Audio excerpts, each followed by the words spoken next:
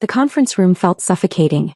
Mahogany panels lined the walls, and the late afternoon sun filtered through floor-to-ceiling windows, casting long shadows across the polished table where my family sat. My father had been gone for 3 weeks, and now we were gathered to hear his final wishes. I'd always been the invisible daughter. While my brother Marcus got the executive training, the networking introductions, the corner office discussions, I got dismissed. Sarah's doing her own thing, Dad would say with a wave of his hand as if my work was some quaint hobby he tolerated. Marcus sat at the head of the table in Dad's usual spot. He'd claimed it the moment we walked in. My sister Jennifer was checking her phone, already bored. Mom dabbed at dry eyes with a tissue, performing grief for an audience that wasn't watching. Richard Chin, Dad's attorney for 30 years, adjusted his reading glasses. Let's begin. The preliminary items went quickly. Mom got the house in Palm Springs, the art collection, the Mercedes. Jennifer received the jewelry, the beach condo, Dad's wine collection. Each bequest came with its own story, its own memory that excluded me. Then Marcus's name. To my son Marcus, I leave the family business, Chin and Associates investment firm, along with all associated assets, accounts, and client relationships. Additionally, a cash bequest of $500,000 to ensure smooth transition of operations. Marcus couldn't contain his grin. He'd been positioning himself for this moment his entire adult life. The golden child finally crowned. He held up the certified check Richard slid across the table, making sure I could see it. $500,000, he announced unnecessarily. Plus the whole firm. Jennifer squealed. Oh my God, Marcus. That's amazing. Mom reached over to squeeze his hand. Your father would be so proud. You've earned this. I sat perfectly still, hands folded in my lap. I'd learned long ago not to react, not to give them the satisfaction of seeing hurt on my face. Richard cleared his throat. And to my daughter Sarah. Here it comes, I thought. The token gesture. The polite afterthought. I leave a cash bequest of $10,000. The silence lasted exactly 2 seconds before Marcus burst out laughing. 10,000. He waved his check in the air. Dad left you $10,000? That's pathetic, Sarah. What are you going to do with that? Buy a used car. Jennifer giggled behind her hand. Even Mom looked vaguely embarrassed for me, as if my small inheritance reflected poorly on her parenting. I mean, I guess it's better than nothing, Marcus continued, clearly enjoying himself. You can put it toward rent for that tiny apartment you're so proud of. My phone buzzed in my purse, but I ignored it. I'd been ignoring a lot of calls lately. Richard's face remained professionally neutral, but I caught something in his eyes, a flicker of anticipation.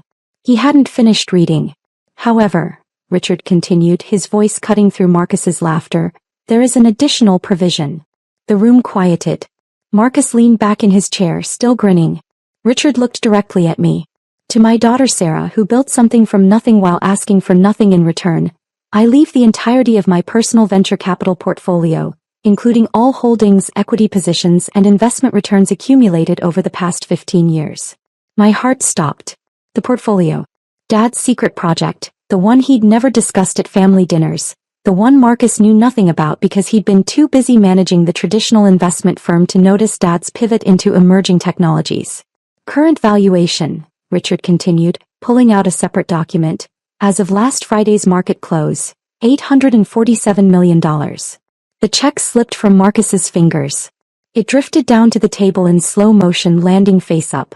$500,000. Suddenly it looked like Monopoly money. I'm sorry, what? Jennifer's phone clattered to the table.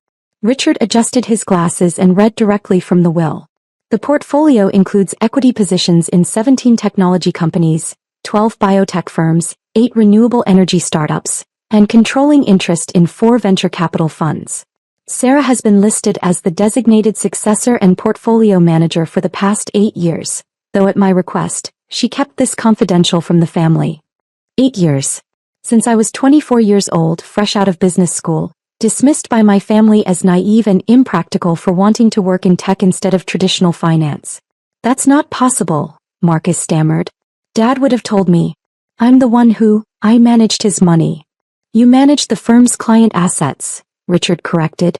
This portfolio was personal, private, built with his own capital, managed in consultation with Sarah's expertise in emerging markets and technology sectors. Mom's face had gone white. 800 million. $847 million, I said quietly. It was the first time I'd spoken since entering the room. Though with the Quantum Dynamics IPO next month, estimates project the valuation will exceed $1.2 billion. All three of them stared at me as if I'd suddenly started speaking a foreign language. You knew. Marcus's voice cracked. You knew about this? I helped build it, I said. Every Sunday when you thought I was working my cute little tech job, I was meeting with Dad, analyzing companies, doing due diligence, making recommendations. He called me his secret weapon. The memory of those Sundays flooded back. The breakfast meetings at the diner near my apartment, Dad's legal pad covered in notes, his excitement when I'd identified the pattern recognition software company before it revolutionized medical diagnostics. The way he'd listened to me, really listened, in a way he never did at family dinners. This is insane, Jennifer breathed. You're saying Sarah is a billionaire? Not quite, Richard said. But close. And unlike the family firm, which requires significant operational management, the portfolio is largely passive income. The venture capital funds manage themselves through trusted partners. Sarah will receive quarterly distributions while maintaining strategic oversight. My phone buzzed again. This time I pulled it out. 3 missed calls from James Morrison, managing partner at Sterling Ventures. 2 emails from portfolio companies. 1 text from my financial advisor. Congratulations. Your father would be proud. Call me when you're ready to discuss next steps. I looked up to find Marcus staring at his check like it had personally betrayed him. There's one more thing, Richard said. He pulled out a sealed envelope. Your father left you a personal letter, Sarah. He asked that I give it to you privately, but there's one paragraph he specifically requested I read aloud. He opened the envelope, scanned down the page and read, Marcus will do well with the firm. He has the temperament for traditional wealth management and client relationships. But Sarah has vision. She sees the future while others are still calculating the past. I trust her to carry forward the legacy that matters most. Not preserving wealth but creating it. She never asked for my help, my money or my approval. She earned all 3. The words hit me like a physical force. Dad had seen me. Really seen me. All those years of being dismissed at family gatherings, he'd known exactly what I was capable of. Mom was crying now, real tears this time. I don't understand. Why didn't you tell us? Because you never asked, I said simply. When I got my first analyst job, you asked when I'd get a real career. When I made senior associate, you asked if I'd considered going back to school for something more stable. You never once asked what I actually did. Your little tech thing, Jennifer mumbled, her face flushing. We thought you were we didn't know. I was working 16-hour days analyzing market trends, building financial models, identifying companies that would reshape entire industries, I said. But it was easier for you to imagine me failing than to imagine me succeeding at something you didn't understand. Marcus finally found his voice. The firm. I got the firm. That's still worth something. The firm is worth approximately $43 million, Richard said, consulting his notes. Substantial, certainly. Your father built it over 40 years. But the portfolio Sarah helped build in 15 years is worth nearly 20 times that. The math was devastating. 20 times his inheritance. And I'd earned every dollar of it through analysis, insight and vision while they'd laughed at my hobby. There are conditions, Richard continued, pulling out another document. Sarah, your father requested that you maintain the portfolio's focus on emerging technologies and sustainable ventures. He's also established a foundation in your name, $20 million initially, to support women entrepreneurs in STEM fields. That's what I wanted to talk about, I said. I have proposals ready for the foundation's first grant cycle. You've already been planning this? Mom looked lost, like she'd woken up in someone else's life. For 2 years, I said. Dad and I discussed it extensively. He wanted to create opportunities for people like me, the ones who get dismissed, overlooked, underestimated. Marcus stood abruptly, his chair scraping against the floor. I need air. He walked out, leaving his check on the table. Through the window I could see him pacing on the balcony, his phone pressed to his ear. Probably calling his wife or his buddies from the country club, trying to process that his little sister, the family afterthought, had just inherited a near billion-dollar empire. Jennifer was staring at me with a mixture of awe and resentment. So what now? You're just going to be rich and powerful and leave us all behind. I've always been behind, I pointed out. You're the ones who put me there. That's not fair, Mom protested weakly. Fair. I let out a short laugh. You skipped my graduate school graduation for Marcus's promotion party. You forgot my 30th birthday because Jennifer's salon opening was the same weekend.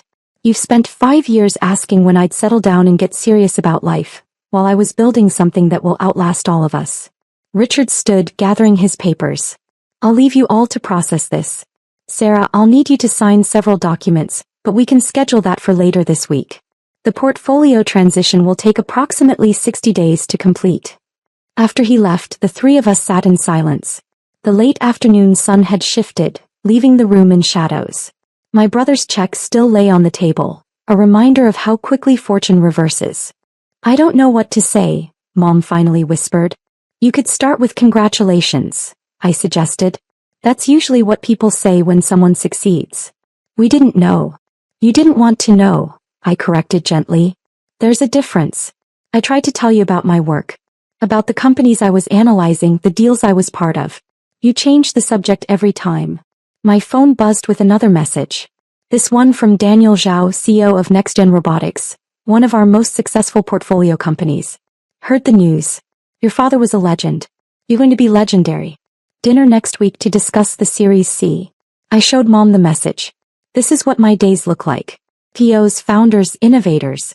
People who are building the future. Dad understood that.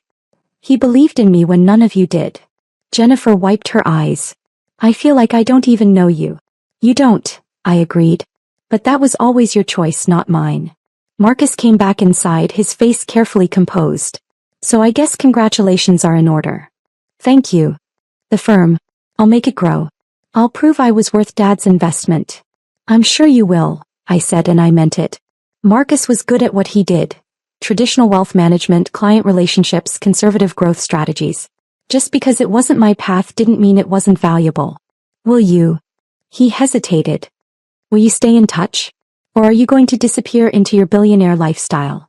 I considered the question carefully. These people had dismissed me, overlooked me, treated my accomplishments like participation trophies for years. Part of me wanted to walk away and never look back. But they were still my family. Flawed, short-sighted, but family. I'm not going anywhere, I said. Same apartment, same work, same life. Just with better funding for the projects I care about. But things are going to be different. Different how? Mom asked nervously. No more dismissive comments about my career. No more assuming I'm struggling because I don't show off wealth. No more treating me like the family disappointment when I've been succeeding quietly this entire time. That's fair, Marcus said quietly. Jennifer nodded, still looking shell-shocked. Mom reached across the table, her hand trembling slightly. I'm sorry, Sarah. I'm so sorry we didn't see you. I took her hand. Then start seeing me now. We sat there as the sun set over the city, the skyline beginning to glow with evening lights. My phone kept buzzing. Portfolio updates, meeting requests, congratulations from colleagues Dad had introduced me to over the years. Each notification was a reminder that I'd built something real, something substantial, something that would have existed even without this inheritance. But the inheritance wasn't really about the money. It was about validation. About my father saying in the most concrete way possible that he'd seen my potential when no one else had bothered to look. There's one more thing, I said, pulling out my own folder of documents. I'm reorganizing my life in light of this.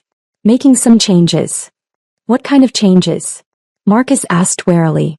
I'm stepping down from my current position to focus on the portfolio full-time. I'm also starting my own advisory firm, helping other overlooked investors and entrepreneurs get the backing they deserve. And I'm buying a proper office building downtown. An office building? Jennifer repeated. With conference rooms, co-working spaces, and subsidized rent for early-stage startups. I'm calling it the Future Founders Center. Dad's foundation will fund it. I pulled out architectural renderings I'd been working on with Dad for the past year, another secret project they'd known nothing about. The building was beautiful. Modern glass and steel with collaborative spaces designed specifically for the kind of innovative thinking that had built our fortune. Mom stared at the renderings. Your father knew about this too? He helped design it, I said. The foundation, the building, the grant programs, we planned it all together. He wanted to make sure that even after he was gone, we'd keep creating opportunities for people who get overlooked. Marcus laughed suddenly, the sound almost admiring. You really were his partner, weren't you? Not just his daughter. Both, I said. I was both. As we finally stood to leave, I glanced back at the conference room one last time. The check Marcus had waved so proudly still lay on the table. $500,000. A life-changing amount of money for most people. But not for me. Not anymore. I picked it up and handed it to him. You should keep this. You earned it by doing what Dad asked, running the firm well. He took it slowly, his expression unreadable. And you earned $800 million by being brilliant. By being me, I corrected. By doing what I love even when nobody thought it mattered. Outside the law office, we stood on the sidewalk as cars rushed past. The city felt different now, full of possibility and purpose. My phone buzzed again. Another portfolio company, another opportunity, another chance to prove that Dad's faith in me was justified. Sarah, Mom called as I turned to leave. Dinner this week? Really talk. I looked at her face, at Jennifer's uncertainty, at Marcus's respect. Sunday. My place. I'll cook. You cook? Jennifer asked. I smiled. There's a lot you don't know. If you'll listen, I'll share. Walking to my old sedan, I called James Morrison back. Sarah Chin, I said. Ready for the next phase. Congratulations, he replied. Your father built something great. You'll take it further. That's the plan. The city stretched before me, full of ideas, innovators, and people waiting to be believed in. Dad believed in me. Now I'd believe in them. The real inheritance wasn't money. It was the mission. And I was just getting started.